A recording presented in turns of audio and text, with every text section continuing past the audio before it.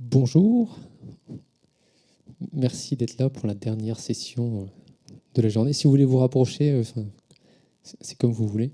Ce que je vous propose, c'est de faire assez court, enfin plus court que prévu sur la présentation, vu que vous n'êtes pas très nombreux, et de pouvoir surtout répondre à vos questions si vous en avez, ou par rapport à vos problématiques liées à l'événementiel. Ce sera plus simple, surtout que c'est un sujet qui peut être extrêmement vaste.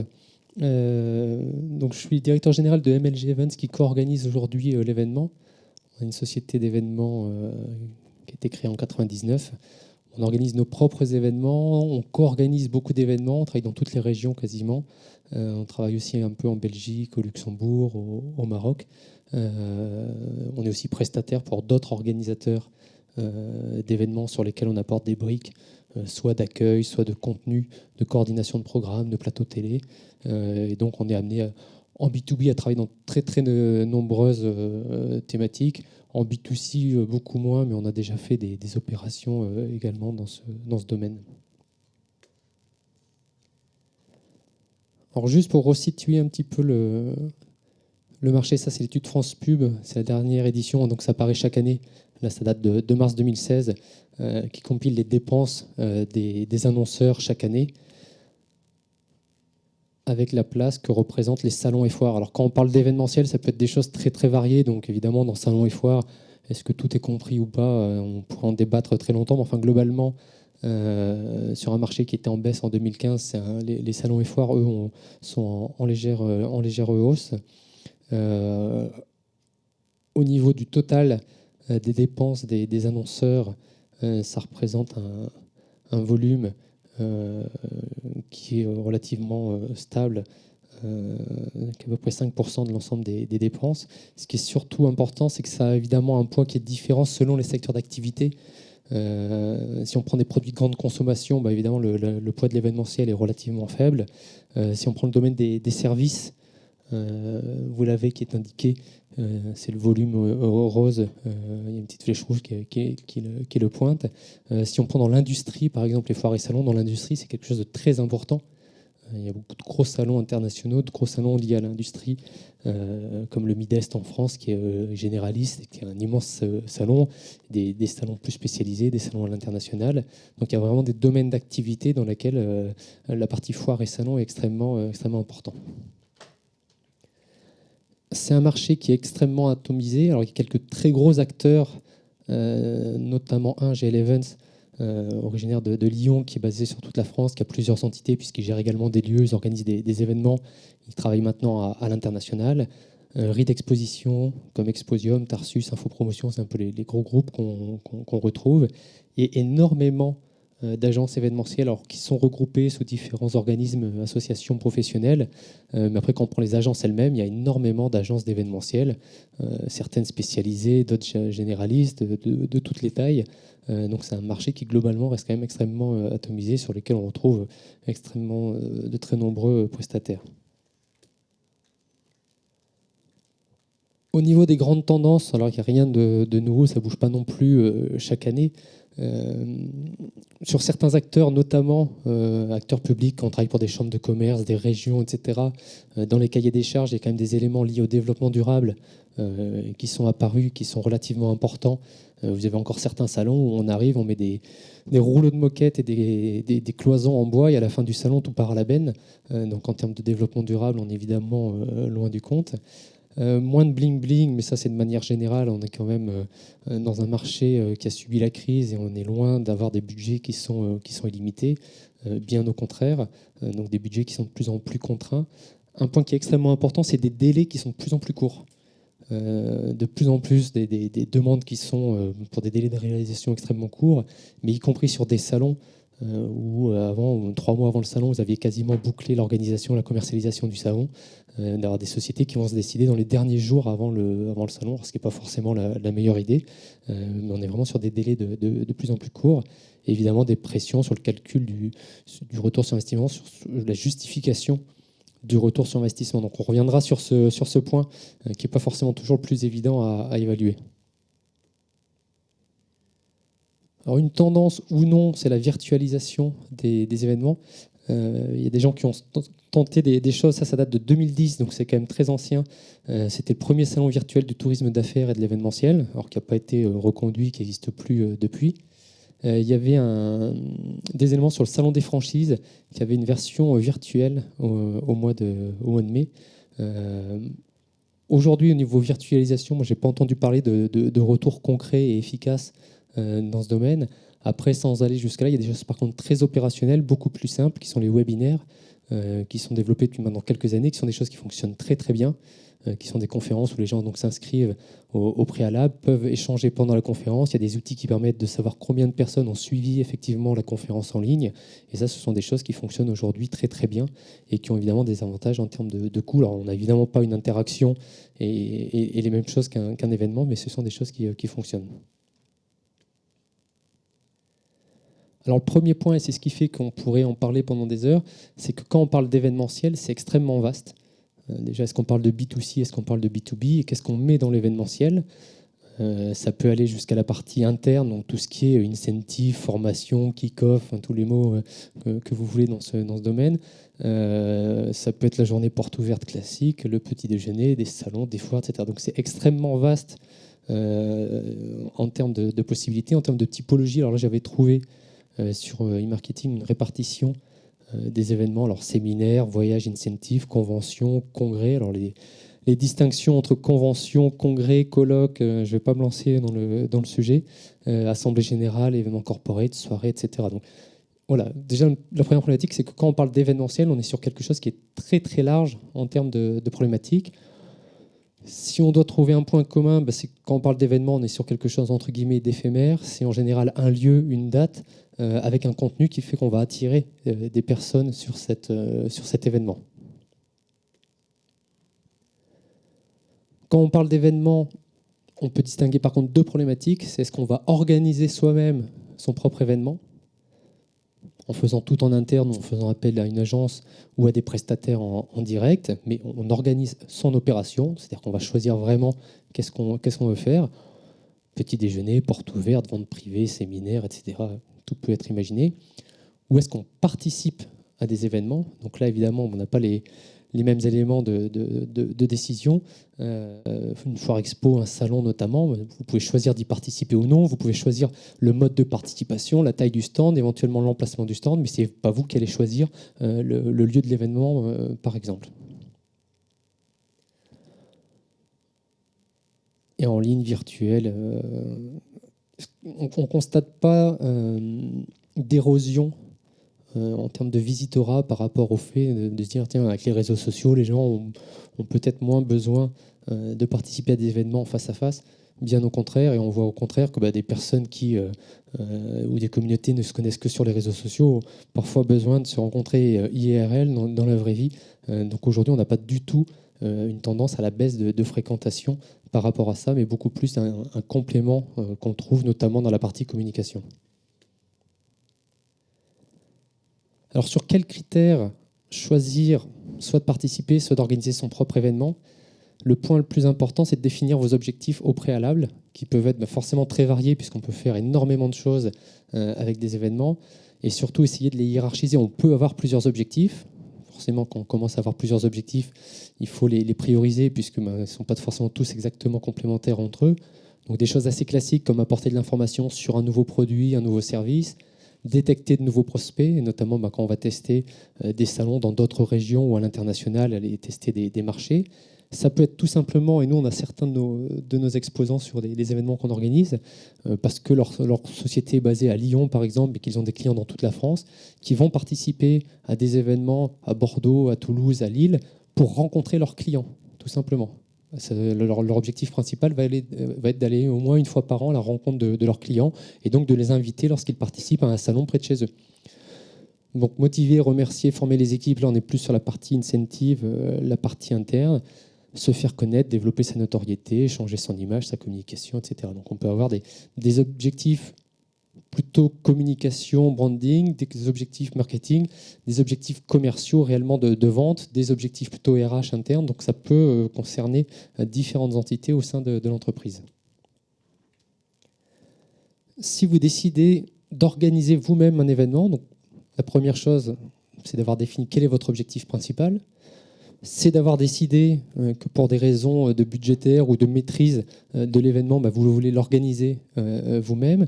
Le premier point à définir, bien évidemment, c'est là où les cibles. C'est un événement interne, on va inviter des prospects, on va inviter des clients. L'objectif, on en a parlé. À partir de là, ça va être de déterminer quel est le concept.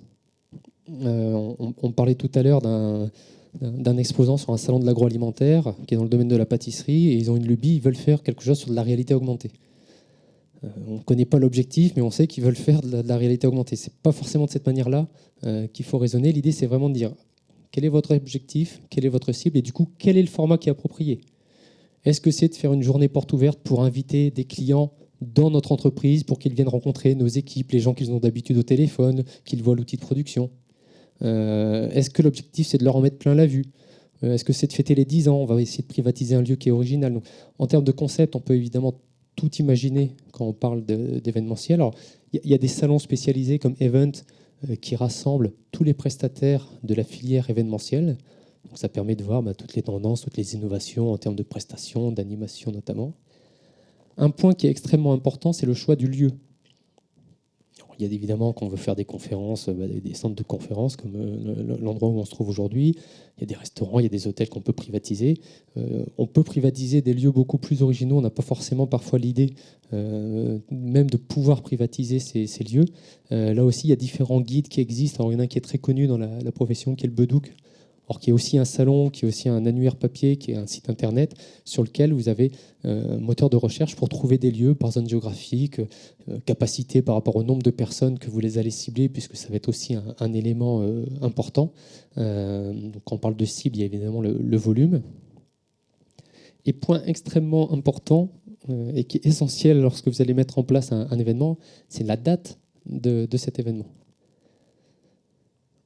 Lorsqu'on choisit une date, on fait très attention en B2B, et en B2C, je pense que c'est à peu près la même chose, aux périodes de vacances scolaires. Donc non seulement nous, on ne va jamais organiser un événement pendant les vacances scolaires, puisque mécaniquement, vous perdez 10, 15, 20% de visiteurs potentiels, mais on ne va même jamais l'organiser juste après des vacances scolaires, puisque tout simplement, lorsque vous communiquez sur un événement, vous avez des courbes d'inscription qui sont à peu près toujours les mêmes, et plus vous vous rapprochez de la date de l'événement, plus le nombre d'inscrits augmente. Donc si vous positionnez un événement juste après des vacances scolaires, le problème c'est que dans les derniers jours, les 2 dernières semaines qui sont les plus importantes, vous allez perdre des inscrits. Donc nous on fait même l'inverse, comme en France les vacances sont il y a 7 semaines de cours, 2 semaines de congés. En général, on essaie de positionner les événements juste avant la semaine des vacances, pour bénéficier avant de 5, 6, voire 7 semaines complètes où il n'y a pas de congé pour faire la communication sur l'événement. Donc faire attention à ça, faire attention au calendrier événementiel, c'est-à-dire dans la ville où vous vous trouvez par rapport aux gens que vous ciblez, est-ce qu'il y a d'autres événements qui ciblent les mêmes personnes au même moment? Donc ce n'est pas forcément un événement de votre concurrent direct, mais un événement d'une société qui cible le même type de dirigeant, par exemple, ou si vous faites quelque chose pour les artisans, est-ce que la chambre de métier ne fait pas un événement le même jour, voire la même semaine qui va les mobiliser, puisque on sait que dans les entreprises, les gens sont très demandés. Si déjà ils vont participer à un événement le mardi, ils ne vont pas forcément être disponibles le lendemain pour partir sur un autre événement. Donc essayez de faire attention à ce qui se déroule. Avec des contraintes qui font que parfois, et c'est le cas, c'est ce qu'on a eu aujourd'hui, il y a un événement important aujourd'hui qui est organisé par Salesforce, Porte de Versailles, qui s'adresse aux dirigeants d'entreprise comme l'événement aujourd'hui. Simplement, quand on a su que l'événement se déroulait le même jour, pour nous, on a essayé, mais il était trop tard par rapport aux possibilités, aux disponibilités du lieu pour décaler la date. Et donc forcément, mécaniquement, c'est quelque chose qui est préjudiciable lorsqu'on est en face d'autres événements d'ampleur sur les mêmes cibles. Faire très attention également aux jours. En B2B, quand on est sur un événement d'une journée, ce sera systématiquement soit le mardi, soit le jeudi. On ne va jamais organiser d'événements le lundi, le mercredi ou le vendredi. Tout le monde voit pourquoi à peu près. Le lundi, premier jour de la semaine, les réunions dans les entreprises, beaucoup d'entreprises, les gens ne sont pas disponibles pour partir directement. Le mercredi, avec les personnes qui sont au 4-5e et qui n'ont pas forcément le jour le plus facile non plus pour un maximum de personnes. Et le vendredi, juste avant le week-end, les RTT, etc. Donc ce sont les jours qu'on va éviter. Donc toujours mardi ou jeudi, lorsqu'on est sur des événements en B2B. À l'inverse, sur des événements grand public B2C, en général, on travaille sur le week-end, voire sur le vendredi, samedi, dimanche, ou après, ça dépend sur la longueur des événements. Si vous participez à un événement, là, bien évidemment, vous n'avez pas toutes les mêmes problématiques en termes de choisir le lieu, la date notamment. Par contre, ce qui est extrêmement important avant de participer à un événement, c'est d'avoir une réflexion, non pas d'opportunité en disant bah, tiens, on nous a contacté pour participer à tel événement, est-ce que ça peut être intéressant? La vraie démarche qu'il faudrait avoir normalement, c'est de réfléchir encore une fois quels sont vos objectifs, vos cibles, et d'essayer, vous, de faire la démarche, de dire quels sont les événements qui peuvent nous permettre de contacter ces personnes avec cet objectif-là. Est-ce qu'il y a des salons, des événements qui répondent à ça? Et choisir ensuite justement le ou les bons événements sur lesquels vous pouvez participer.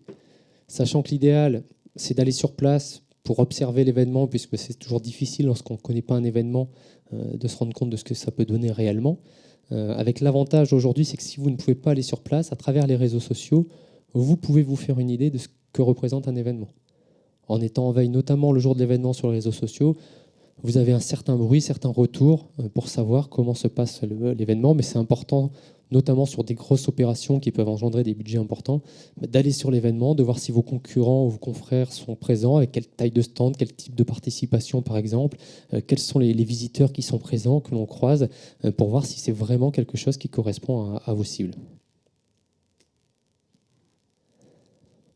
On va y revenir.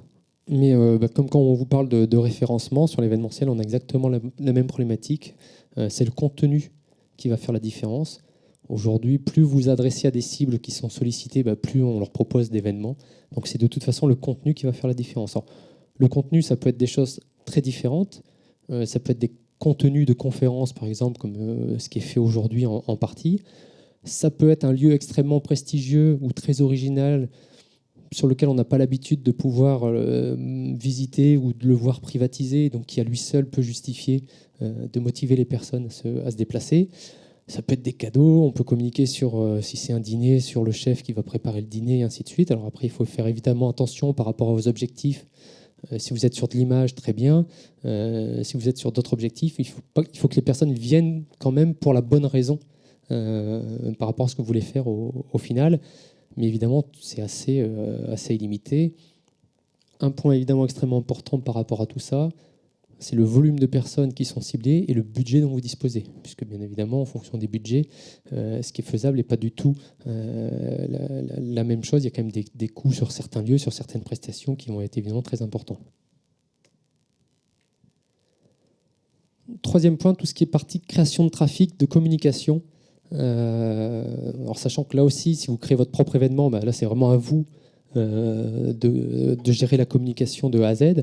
Il faut savoir que si vous participez à un événement, un salon, une foire, vous devez quand même communiquer sur votre participation. Il ne faut surtout pas compter uniquement sur l'organisateur pour faire tout le travail de communication, notamment si vous voulez cibler des prospects bien qualifiés. Il faut que vous en profitiez pour faire vous aussi des campagnes de communication par rapport à votre participation à différents événements.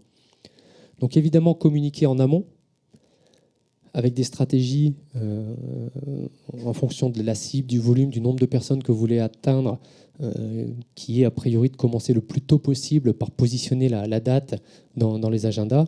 Nous, en B2B, en général, on essaie de communiquer au minimum 2 mois avant l'événement, et si possible, même 3-4 mois avant l'événement pour déjà communiquer sur la date. Plus vous allez cibler des personnes, encore une fois, très demandées, plus en termes d'agenda, si vous prenez tard, vous aurez des personnes qui seront déjà prises par des rendez-vous ou par d'autres événements. Donc il faut faire très attention à ça, bien le faire en amont. En termes d'outils, je ne vais pas vous les lister, puisque on peut utiliser absolument tous les supports. Là aussi, encore une fois, ça va dépendre du nombre de personnes que vous visez, des budgets dont vous disposez, des outils dont vous disposez. Mais on travaille de plus en plus, évidemment, sur les réseaux sociaux. Maintenant, il faut faire attention en fonction des cibles que vous adressez. Aujourd'hui, on ne remplit pas un événement uniquement sur les réseaux sociaux. Ça permet de toucher certaines personnes, ça permet de relayer la communication qui est faite. Nous, sur les événements B2B, on travaille beaucoup avec les emailing. On travaille aussi avec des partenaires, il y a des partenariats presse, etc. Si vous suivez les courbes d'inscription au jour le jour, nous, on constate très nettement les jours où on envoie des emailing, des jours où on n'a rien envoyé. Et alors que sur les réseaux sociaux, on peut communiquer tous les jours, mais on n'a pas du tout le même impact sur les inscriptions. Alors en termes de communication, là c'est un exemple d'un exposant d'un salon, alors c'était en plein milieu de la période de grippe qui faisait peur à tout le monde pour les rassemblements, donc ils avaient trouvé la solution, c'est qu'ils offraient les masques à tous les visiteurs, et ils jouaient justement sur ce sujet d'actualité. Alors ça c'est un exemple d'invitation qu'ils envoyaient et de stand, où dès qu'on avait reçu l'invitation, forcément on repérait le stand sur le salon. Là encore, c'est assez chargé. Il faut savoir que si vous êtes sur un salon professionnel ou même sur une foire où vous avez 100, 200, 300, 400 exposants, les personnes qui parcourent les allées ont que quelques secondes pour décider de s'arrêter ou pas sur votre stand et donc pour comprendre ce que vous proposez. Alors quand on est une marque qui est assez connue, c'est pas trop compliqué. Quand c'est pas le cas, il faut faire très attention au message qu'on délivre, puisqu'il faut que... Bon, souvent, on a des kakémonos, par exemple, ou des stands parapluies, mais il faut que les quelques mots d'accroche soient extrêmement clairs ou racoleurs pour faire en sorte que la personne ralentisse et ait envie de regarder un peu plus ce que vous proposez, que vous ayez le temps d'aller vers elle éventuellement ou qu'elle vienne vers votre stand. Alors, les emailing, j'en ai parlé, ça reste un levier extrêmement important. Quand on est organisateur, de proposer ou d'inciter les exposants également à communiquer sur leur participation, les réseaux sociaux. Ce qui se développe aussi de plus en plus, ce sont tous les systèmes de rendez-vous personnalisés qui sont proposés. Alors, soit automatisés, nous c'est ce qu'on fait un petit peu, soit alors, sur des budgets plus importants avec des systèmes de rappel téléphonique, avec vraiment des personnes qui vont appeler les visiteurs les plus ciblés pour leur proposer de la mise en relation des rendez-vous. Donc ça, ce sont des choses qui coûtent plus cher, évidemment, en termes de budget, mais qui sont de plus en plus développées donc sur des systèmes de mise en relation lors d'événements. Alors rapidement, sur l'aménagement du stand, là je vous ai juste mis une copie d'écran. Bien évidemment, en fonction des objectifs et des budgets, tout est possible sur un stand, du stand complètement jetable sur mesure fait par un architecte à des choses qui sont beaucoup plus simples et réutilisables. Ce qu'il faut réfléchir surtout en fonction de votre budget, de votre surface, encore une fois, c'est quels sont vos objectifs. Est-ce que vous allez sur un événement pour recevoir des clients et donc vous avez surtout besoin d'un coin bureau un petit peu isolé parce que l'objectif c'est de pouvoir recevoir des personnes et faire des rendez-vous physiquement sur votre stand? Est-ce que c'est juste le stand comptoir classique parce que l'objectif c'est vraiment de faire de la présentation, de distribuer de la plaquette, de collecter des contacts? Voilà, c'est en fonction de vos objectifs que vous allez organiser votre stand de telle ou telle manière. Mais il est bien évident que le fait de mettre un comptoir en frontal, d'avoir un stand complètement ouvert ou au contraire d'avoir un stand avec un petit bureau fermé, ce ne sont pas du tout les mêmes usages, ce n'est pas du tout la même image qui est communiquée aux gens qui passent dans les allées. Au niveau des critères pour réserver un stand, ce qu'il faut savoir sur les gros événements, en fonction de l'endroit où vous vous situez, entre le fait d'être sur l'allée principale et le fait d'être dans un coin du salon qui est beaucoup moins bien irrigué, vous pouvez avoir 3 fois moins de trafic selon l'emplacement. Donc le fait d'avoir un commercial qui vous appelle parce qu'il lui reste 2-3 stands qui sont mal placés, qui va vous brader le prix du stand, ce n'est pas forcément une bonne idée. D'une part parce que vous vous inscrivez tard au salon, donc vous ne bénéficiez pas de toute la communication qui a été faite en amont. D'autre part parce que certes, vous allez économiser sur le prix du stand, mais pas sur les autres coûts, la mobilisation des équipes, la préparation, etc. Donc il faut faire extrêmement attention à l'emplacement que vous allez retenir. Et c'est pour ça que le fait d'aller sur un événement, notamment quand on est sur des gros événements avec des dizaines et des dizaines d'exposants, c'est important de savoir quels sont les endroits, les zones chaudes sur lesquelles il y a vraiment beaucoup de trafic et quels sont ceux qui sont moins intéressants. Alors les différents types de stands, je ne vais pas forcément y revenir, mais ça revient beaucoup en fonction de la surface qu'on occupe, des budgets qui sont disponibles. Alors, il y a des solutions aujourd'hui qui existent dans tous les sens. Ce qui est intéressant en termes d'animation, c'est de voir justement quelles animations pour ramener du trafic et surtout collecter le trafic. Alors il y a les choses très classiques, le petit déjeuner, les bonbons, les goodies, les démonstrations, et des choses qui fonctionnent toujours très très bien, tout ce qui est jeux concours, surtout si on est sur du grand public, mais pas seulement. Il y a des salons B2B, ça vient de plus en plus en France, mais si vous allez sur des salons B2B aux États-Unis, ça peut ressembler à des barnums avec des jeux dans tous les coins. des magiciens, ainsi de suite. Ce qui est intéressant, c'est lorsqu'on arrive à faire le lien avec votre produit, votre solution.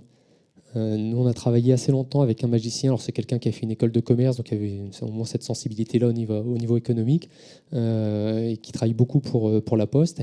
Et en fait, qui personnalisait ses tours de magie, qui étaient du close-up, donc des choses qu'on fait en face à face, juste devant les personnes, et où en gros, l'issue du tour de magie, c'était le nouveau produit qui était proposé par la Poste.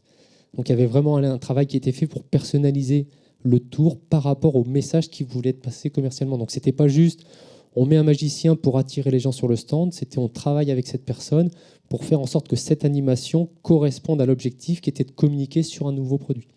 Et l'idéal, c'est ça, c'est de trouver... Les recettes, elles ne changent pas forcément, hein, elles existent, on voit souvent les mêmes choses, mais vraiment de bien les choisir par rapport à votre objectif. Bon, après, il y a différentes choses pour être visible. Ce qui est assez intéressant, ça c'est plutôt sur des événements grand public, c'est les solutions qui vont permettre de récupérer des données, et notamment les adresses e-mail, voire les SMS des personnes pour pouvoir les recontacter. Notamment en grand public, il faut savoir qu'il y a une problématique au niveau de la législation, que ce soit les personnes qui vous donnent leur adresse e-mail et qui acceptent que vous les recontactiez. Donc c'est vraiment aux personnes de faire la démarche. Donc il y a évidemment des mécanismes. Là, on a une application où les gens se prenaient en photo et pouvaient envoyer la photo soit sur les réseaux sociaux, soit se l'envoyer par email. Là, c'est une application avec Nissan, avec des systèmes de vidéos qu'on pouvait partager également.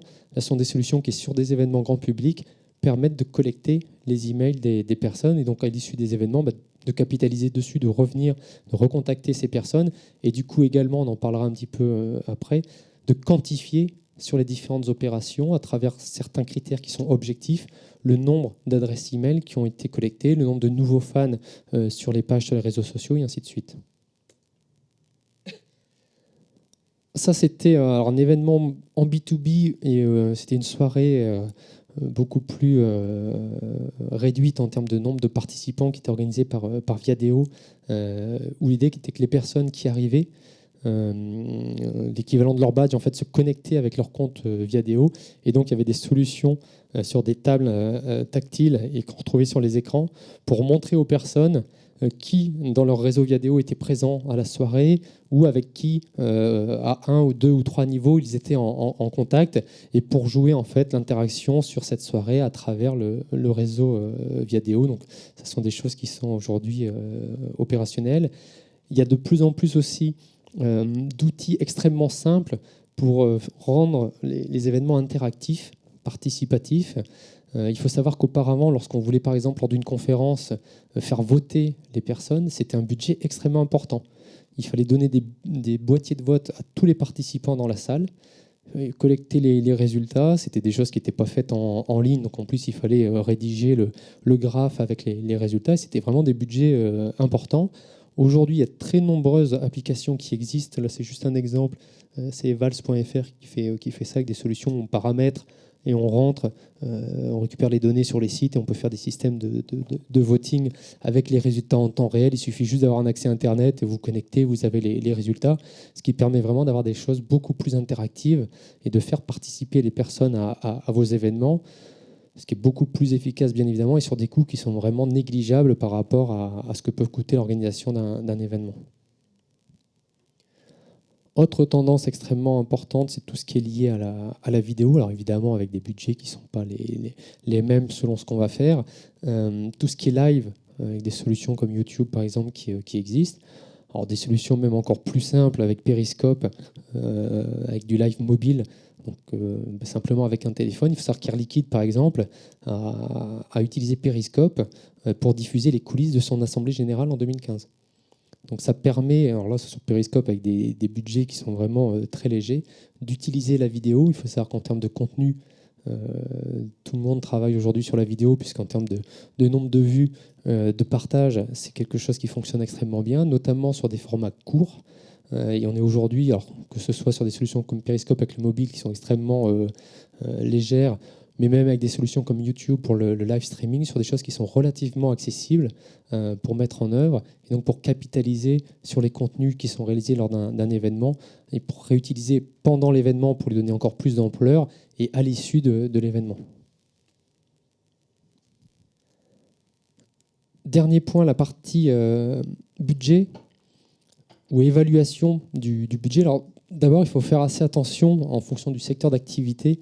Nous, on a certains partenaires qui nous ont expliqué donc, sur nos salons B2B, notamment sur des salons liés au e-commerce, que par rapport au cycle de décision qu'ils pouvaient rencontrer, en fait, ils avaient arrêté d'essayer d'évaluer de manière précise l'impact de tel ou tel salon parce qu'ils se retrouvaient parfois à signer un client qui leur dit bah oui, je vous avais vu sur tel salon il y a un an, et puis après j'ai lu tel article sur Vuhu, et après on a été en contact, etc.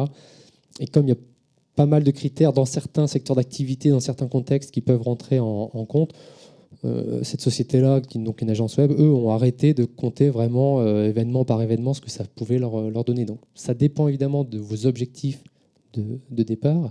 Après, c'est à vous, en fonction des objectifs, de voir quels sont les critères de mesure. Si clairement l'objectif c'est de faire du commercial, ben là c'est assez simple puisque ça va vraiment être le nombre de leads, de contacts qualifiés que vous allez sortir suite à l'événement. Si vous êtes sur des foires grand public, ça peut être même dans certains domaines d'activité directement le chiffre d'affaires qui est fait sur la foire. Dans d'autres domaines, si on est plus sur de l'image, on va avoir d'autres indicateurs bien évidemment. Ce qui est important, si on est sur une logique de collecte d'adresses, c'est de mettre en place les mécanismes. Alors j'en ai montré certains assez récents qui font appel à tout ce qui est digital. Il y a des choses très classiques, comme notamment les jeux concours qui fonctionnent toujours très bien, qui permettent de collecter des adresses.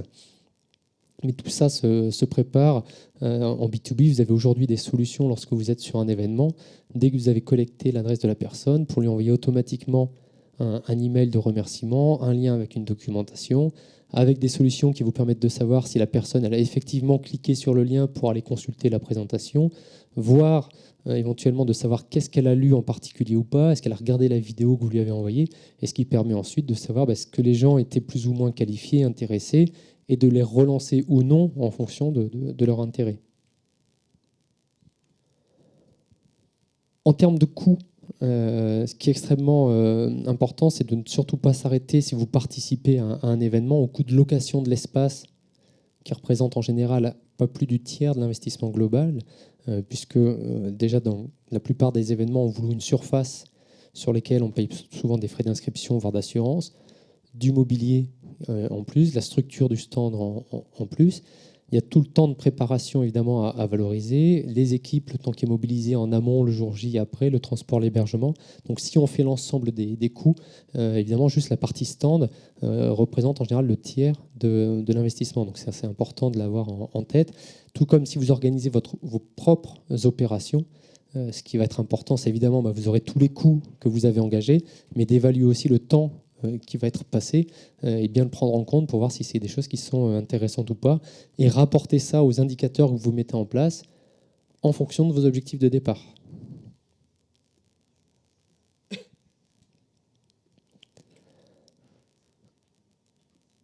Donc en résumé, la cible, l'objectif, ça c'est vraiment le préalable indispensable. Il y a encore beaucoup de sociétés qui participent à des salons parce que ça fait 15 ans que chaque année ils font le même salon.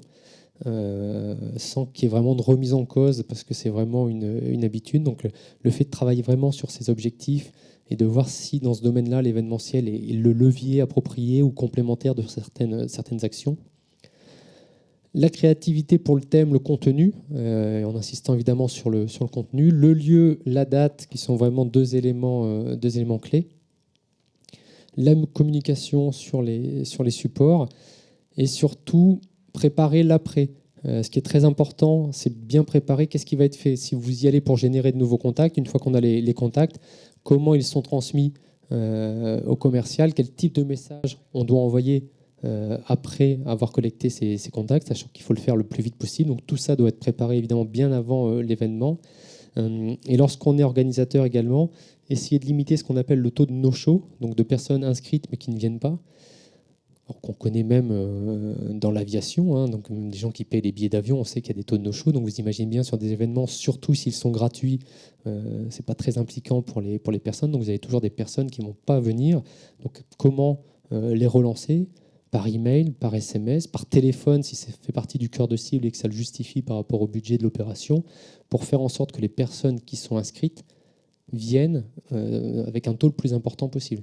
C'est très important de limiter le taux de no-show. Il vaut mieux investir un peu d'argent dans votre budget d'organisation en disant sur les inscrits, quel type d'action je mets en place pour être certain, notamment que dans les inscrits qui correspondent vraiment à la cible, aux gens que je veux faire venir, au lieu d'être à 50% de no-show, je sois seulement à 30%, plutôt que de continuer à investir sur de la communication pour faire de nouveaux inscrits. À un moment, cet argent-là, il vaut mieux faire des actions spécifiques sur les inscrits pour vraiment essayer de limiter ce taux. Pendant, être réactif, donc ça c'est assez classique aujourd'hui avec les réseaux sociaux, sur le fait de publier des photos, des vidéos sur ce qui se passe lorsque vous participez à un événement. Même si vous-même, vous ne faites pas grand-chose de particulier par rapport à cet événement, il y a une grande plénière avec un speaker très connu qui parle, d'aller prendre une photo, de relayer ce qui se passe, de montrer que vous êtes présent, ça peut vous donner évidemment une certaine visibilité. D'animer pendant l'événement, donc de tout ce qui est vidéo notamment, vraiment même des vidéos prises avec le téléphone et retransmises en temps réel sur les réseaux sociaux, sont des choses qui sont très utiles, très simples à mettre en place.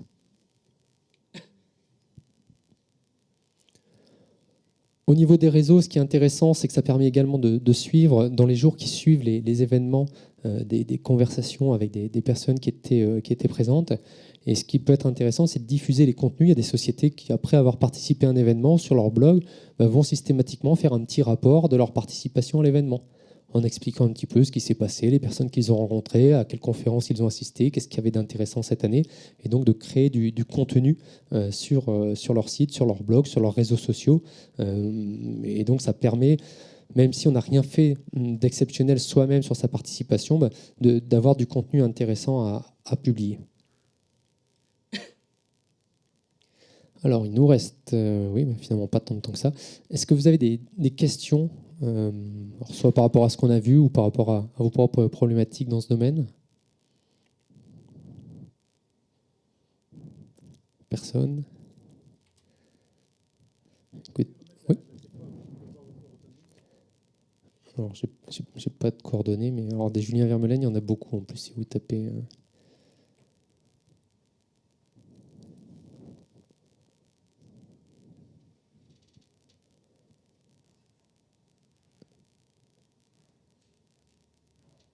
Écoutez, s'il n'y a pas de questions, je suis là encore quelques instants, donc n'hésitez pas. Sinon, merci beaucoup pour votre participation. Et puis surtout, bonne fin de journée et à l'an prochain peut-être ici même. Merci.